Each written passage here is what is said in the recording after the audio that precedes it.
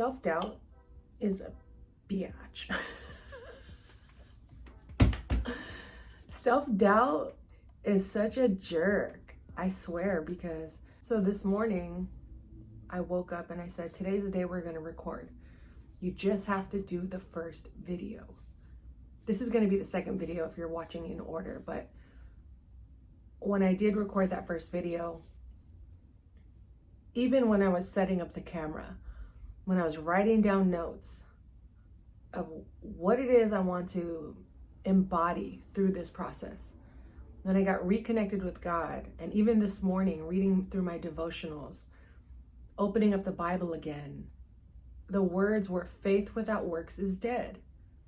And I have this on my boards because my journey with faith has been more of a test than building or keeping my relationship with God. And I'm going to have more conversations about my walk with God, my faith journey, my beliefs. So stick around, subscribe please, or follow, because those are conversations that I don't always get to share. Those are parts of me I don't always get to share. But if it can at least help somebody or provide some insight or light into somebody's life, I'm going to have those conversations. But today, the message has been faith without works is dead. Mind you, I heard this Bible verse for the very first time 2 years ago, a couple months into being 40. After I did the 40B40 challenge, I found myself on my couch on a Saturday. I should have been outside having fun, but I was sitting on my couch just in despair, lost, confused, because yes, I had that reset. I knew I was going down a new path and was going to require me to step up big time, which did eventually unveil itself later that year. But I was just so lost and confused, and I didn't know where to start. One of my favorite YouTubers started sharing her faith journey and her faith walk, and randomly she said faith without works is dead at the end of the vlog. She didn't quote any verses. She barely even talked about the Bible. I don't even, if I could recall, I think she removed that video. But what I'm getting at is it clicked when I heard that Bible verse. And I said, okay, well, first of all, what does that even mean? Even though I didn't know what it meant, it still resonated with me. It still punched me in my gut. And I sat there like, okay, get up, Lil. There's something being told to you today. If you don't take action on this, you're gonna miss out. And honestly, that's kind of been the attitude I've had these past couple of years, is if you're being called to do something, step up and do it. If you're called to let go of something or someone, you have to let go or surrender it and be obedient in those decisions. And I know those words can feel very churchy or biblical, but these are words I avoided because I wasn't ready to step up and do what I was called to do. So this morning, when I woke up and I knew I just have to make the one video, just have to do the one video.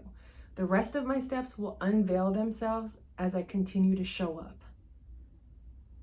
Because I have 40 days of content that I can do. I have 40 topics.